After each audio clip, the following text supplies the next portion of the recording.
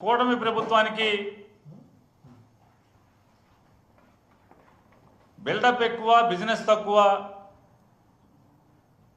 పరిస్థితులు మనకి వాళ్ళు కనపడుతున్నాయి. 2024 ఎన్నికలకు ముందు జగన్ గారి ప్రభుత్వం విపరీతంగా విచ్చలవిడిగా అప్పులు చేస్తుందని, ఆంధ్రప్రదేశ్ రాష్ట్ర స్థితి, ఆర్థిక స్థితి మరో శ్రీలంకను తలదన్నేదిగా ఉందని చెప్పని, రాబోయే ఆదాయాన్ని కూడా చూపించి మరీ అప్పులు చేస్తున్నారని చెప్పని కలెక్టర్ ఆఫీసులు లేదా కలెక్టర్ బంగ్లాలు ఇలాంటి ప్రభుత్వ ఆస్తులను కూడా బ్యాంకులకి తనఖా పెడుతున్నారు, తనఖా పెట్టి మరి అప్పులు చేస్తున్నారని చెప్పని తెలుగుదేశం పార్టీ, జనసేన పార్టీ అంటే నారా చంద్రబాబు నాయుడు వారు, అలాగే పవన్ కళ్యాణ్ గారు, ఆంధ్రజ్యోతి రాధాకృష్ణ గారు, ఈనాడు రామోజీరావు గారు, దివంగత ఈనాడు రామోజీరావు గారు యాగి చేశారు. దేశంలో ఎంతోమంది కేంద్ర ఆర్థిక మంత్రులు ఈయన దగ్గరికి వచ్చి పాఠాలు నేర్చుకెళ్తారని చెప్పని అప్పటి వరకు జాకీలు పెట్టి లేపటం, ప్రజలు ఈ ఆంధ్రజ్యోతి రాధాకృష్ణ గారు, దివంగత రామోజీరావు గారి ఇద్దరి రాతలను కానీ, లేదా వారి టీవీ ఛానల్లో మాటలను కానీ, లేదా చంద్రబాబు నాయుడు, లేదా ఆయన వత్తాసు పలికే పవన్ కళ్యాణ్ గారు, వీళ్ళందరి మోసపు మాటల్ని నమ్మినటువంటి ప్రజలు ఓట్లేస్తే ఇప్పుడేం చెప్తున్నారు, ఏం చేస్తున్నారు? తలకు మించినటువంటి అప్పులు చేస్తున్నారు వీళ్ళందరూ కూడా. కూటమి ప్రభుత్వం, చంద్రబాబు నాయుడు గారు ముఖ్యమంత్రిగా, పవన్ కళ్యాణ్ గారు ఉప ముఖ్యమంత్రిగా, కేంద్ర ప్రభుత్వ ఒత్తాసుతో, మోడీ గారి అండదండలతో ఏర్పడినటువంటి ఈ ఘనమైన ఆంధ్రప్రదేశ్ ప్రభుత్వం ఇప్పటి వరకు చేసినటువంటి అప్పు ఏంటయా చూసుకుంటే, సరాసరి రాష్ట్ర ప్రభుత్వం చేసినటువంటి అప్పు 1,03,000 కోట్ల రూపాయలు. ప్రభుత్వం సరాసరి తెచ్చినటువంటి అప్పు 1,03,000 కోట్ల రూపాయలు.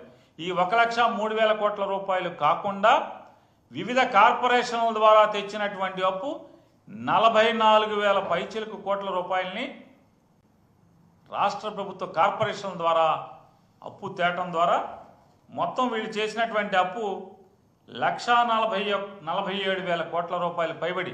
ఇంకా ఒక్క సంవత్సరం కూడా పూర్తవల, 12 మాసాలు పూర్తవకుండా, అంటే వీళ్ళెక్కి సంవత్సరం నిండకుండానే 1,47,000 కోట్ల పైబడి అప్పు ఈ రాష్ట్రానికి చేయటం జరిగిందనేది కూడా అందరికీ ఆశ్చర్యం గొలిపేటువంటి సంఘటన.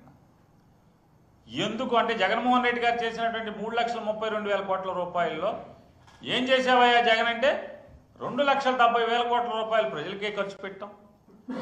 కరోనాలో 30,000 కోట్ల రూపాయలు, కరోనాలో ప్రజల యొక్క ఆరోగ్యాన్ని కాపాడటం కోసం 30,000 కోట్ల రూపాయలు ఖర్చు పెట్టడం జరిగింది. ఈ రాష్ట్ర ప్రజల ఇచ్చిన మాట నెరవేర్చుకోవటం కోసం 2 లక్షల ఉద్యోగాల కల్పన, ప్రభుత్వ ఉద్యోగాల కల్పన చేయడం జరిగింది. ఆ జీతాలు పెరిగినాయి. ఈ రాష్ట్రంలో అనేక 3 పోర్టుల నిర్మాణం శరవేగంగా జరుగుతుంది. జగన్మోహన్ రెడ్డి గారు అప్పు చేసినటువంటి ప్రతి రూపాయి ఎక్కడికి వెళ్ళిందో లెక్క ఉంది, లెక్క చెప్తున్నాం. కానీ ఇవాళ ఇప్పటి వరకు సంవత్సరం నిండకుండానే చంద్రబాబు నాయుడు, పవన్ కళ్యాణ్, మోడీ గారు ముగ్గురు కలిసి చేసినటువంటి రాష్ట్రానికి అప్పు 1,47,000 కోట్ల రూపాయలు. ఏం చేశారయ్యా అంటే లెక్క లేదు, పత్రం లేదు, చెప్పేవాడు, లెక్క చెప్పేవాడు కూడా లేడు.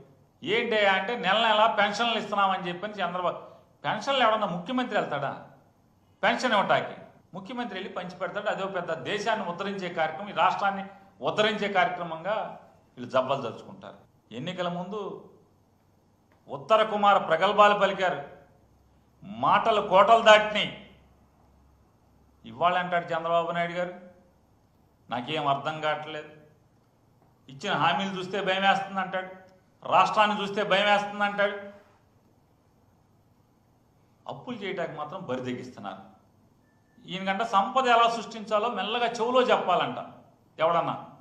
ఎవరికన్నా ఆలోచన తడితే సంపద ఎలా సృష్టించాలో చెవులో చెప్పాలంట. మరి ఎన్నికల ముందు చెప్పాల్సింది కదా ఈ మాట. చెవులో ఏం చెప్పాలో చెప్పేవాళ్ళు కదా, ఏం పెట్టి తిప్పాలో చెవులో పెట్టి తిప్పేవాళ్ళు. Government of Andhra Pradesh mines and minerals GOMS number 69 dated 24 April 24, 2025న నిన్న ఈ జివో ఇచ్చారు. ఈ జివో సారాంశం ఏంటి అంటే ఆంధ్రప్రదేశ్ రాష్ట్రంలోని 1,91,000 కోట్ల విలువైనటువంటి 436 మైన్స్, 436 గనులు, 1,91,000 కోట్ల రూపాయల విలువైన ఈ గనులు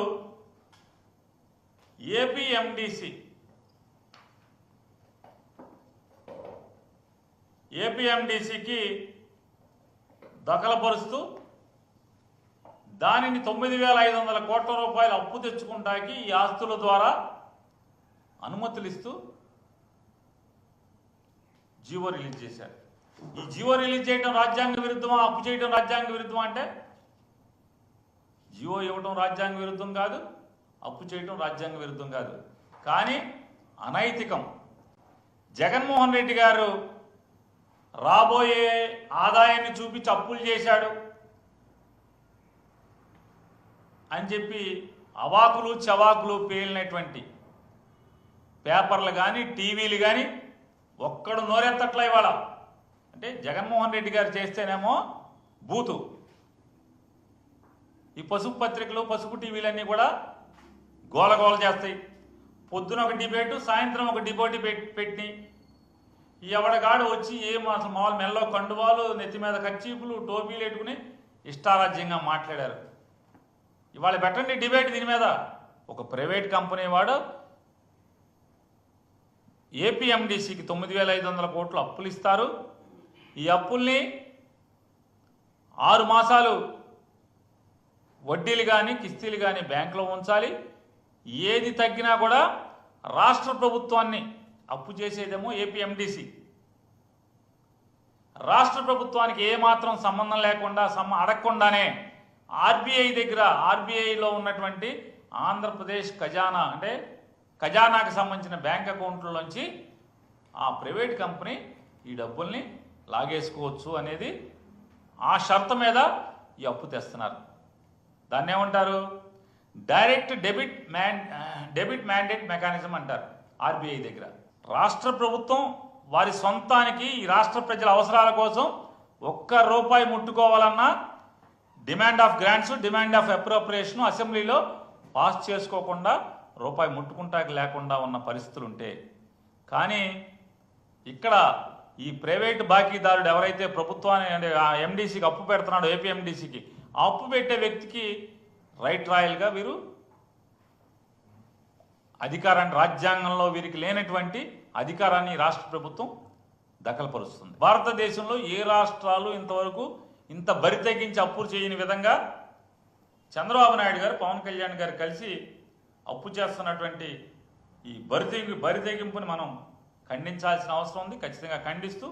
కానీ ఈ బిల్డప్ బాబాయ్ చంద్రబాబు నాయుడు గారు, పవన్ కళ్యాణ్ గారు, ఆయన ఒక చిన్న బిల్డప్ బాబాయ్, ఈయన ముసలి బిల్డప్ బాబాయ్, వీళ్ళిద్దరూ కలిసి ఎన్ని కబుర్లు చెప్పారు. జగన్మోహన్ రెడ్డి గారి కంటే మిన్నగా మేము సంక్షేమాన్ని రాష్ట్రానికి అందిస్తాం, జగన్మోహన్ రెడ్డి గారి కంటే మిన్నగా ఆంధ్ర రాష్ట్ర ప్రజలకి సంక్షేమాన్ని అందిస్తాం, అభివృద్ధి గొప్పగా చేస్తాం, అప్పులు తీరుస్తాం, అప్పులు చేయకుండా సంపద సృష్టిస్తామని చెప్పినటువంటి వీళ్ళు ఏం చేస్తున్నారంటే ఒక్క సంపద లేదు. ఈ బిల్డప్ పెద్ద ఓల్డ్ బిల్డప్ బాబాయ్ కానీ ఈ చిన్న బిల్డప్ బాబాయ్ కానీ వీళ్ళిద్దరూ, ముసలి బిల్డప్ బాబాయ్, చిన్న బిల్డప్ బాబాయ్ ఇద్దరు ఇంతంత గొప్ప గొప్ప మాటలు చెప్పి వాళ్ళ ఒక్క పథకానికి అవసరం అంటే డబ్బులు కేటాయించకుండా, ఒక్క పథకం అమలు చేయకుండా చంద్రబాబు నాయుడు గారి సంపద ఏం పెరగలేదు. ఇవాళ చూస్తే అపారంగా ఆయన సంపద పెరిగిపోయే పరిస్థితి. మీ పార్టీ ఆఫీసుల్లో ఆకాశాన్ని అంటే బిల్డింగ్లు కట్టే పరిస్థితి ఎన్నికలు అయిపోయిన తర్వాత. ఎన్నికల ముందేమో కిస్తీలు కట్టాక డబ్బులు ఉండవు, ఎన్నికలు అయిపోయిన తర్వాత ఏమో మీరు లఘుశంక తీర్చుకోవాలన్నా కూడా స్పెషల్ ఫ్లైట్లలో విమానాల్లో తిరుగుతున్నటువంటి పరిస్థితి. సెక్రటరియట్ నుంచి గన్నవరానికి విమానం, గన్నవరానికి హెలికాప్టర్, గన్నవరం ఎయిర్పోర్ట్ నుంచి ఇంటి దగ్గరికి హెలికాప్టర్, రాజమండ్రికి ప్రత్యేక విమానం, రాజమండ్రి నుంచి పిఠాపురానికి హెలికాప్టర్, పిఠాపురం నుంచి వైజాగ్ హెలికాప్టర్. ఉప ముఖ్యమంత్రి గారు ఎక్కడికైనా అయితే స్పెషల్ ఫ్లైట్, హెలికాప్టర్ తప్పితే. ఎన్నికల్లోనేమో కారు టాప్ ఎక్కి వెళ్తారు, కారు టాప్ మీద కూర్చుంటారు ఎన్నికల్లో. ఇప్పుడేమో కనపడకుండా విమానాల్లో ఇంకో పక్క ప్యాసింజర్ కూడా ఉండకుండా మీరు ఒక్కళ్ళే విమానంలో వెళ్తారు, హెలికాప్టర్లో దిగుతారు. అంటే అదేమన్నా పోనీ మీ సొంత సొమ్ములా? కాదు కదా. ఇదంతా కూడా రాష్ట్ర ప్రజల పన్ను కట్టిన డబ్బుల్లోంచే మీరు ముగ్గురు, చంద్రబాబు నాయుడు గారు కానీ, లోకేష్ నాయుడు గారు కానీ, లేదా పవన్ కళ్యాణ్ గారు కానీ, ఇలా ముగ్గురు తిరిగేటువంటి ప్రత్యేక హెలికాప్టర్లు కానీ లేదా ప్రత్యేక విమానాలు కానీ, ఆఖరికి వీళ్ళ కుటుంబం దగ్గరికి వెళ్ళాలన్నా కూడా ప్రత్యేక విమానమే. చెప్పండి, బయటకు పెట్టండి. ఆ డబ్బులు ఎక్కడి, ఎవరు కడుతున్నారు? వారం వారం హైదరాబాద్ వెళ్తున్నారు కదా తండ్రి కొడుకులు ఇద్దరు. వారం వారం హైదరాబాద్ వెళ్ళే డబ్బులే విమానాలకి ఎవరు డబ్బులు కడుతున్నారు? శుక్రవారం కొడుకేమో ఇటు నుంచి హైదరాబాద్ వెళ్తాడు ప్రత్యేక విమానంలో, తండ్రి శనివారం నాడు హైదరాబాద్ వెళ్తాడు ప్రత్యేక విమానంలో. ఇద్దరు కలిసి ఒక విమానంలో రావచ్చు కదా, చెరొక విమానంలో సోమవారం ఇక్కడికి వస్తారు. ఎవరు కడుతున్నారు డబ్బులు?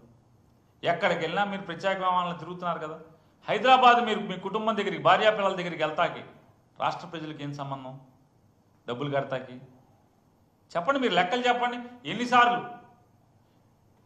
వారిని నేను డిమాండ్ చేస్తున్నాను, పవన్ కళ్యాణ్ గారు లేదా లోకేష్ నాయుడు గారు, చంద్రబాబు నాయుడు గారు, మీరు ముగ్గురు కలిసి ఒక్క సంవత్సరం, ఇంకా సంవత్సరం అవ్వలేదు, జూన్ 8 12 మీరు ప్రమాణ స్వీకారం చేసినట్టున్నారు జూన్ మాసంలో. కొంచెం గ్యాప్ ఇచ్చారే, మొత్తం వైసీపీ వాళ్ళందరినీ మటలు చేసేయండి, ఇల్లు కాల్చేయండి, ఆస్తులు కాల్చేయండి అని చెప్పని ప్రమాణ స్వీకారానికి గ్యాప్ ఇచ్చినట్టున్నారుగా. జనం సొమ్ము ఎంత ఆర్తకర్పూరం అయిపోయింది. ఈ హెలికాప్టర్లకి, స్పెషల్ ఫ్లైట్లకి చెప్పమని నేను డిమాండ్ చేస్తున్నాం.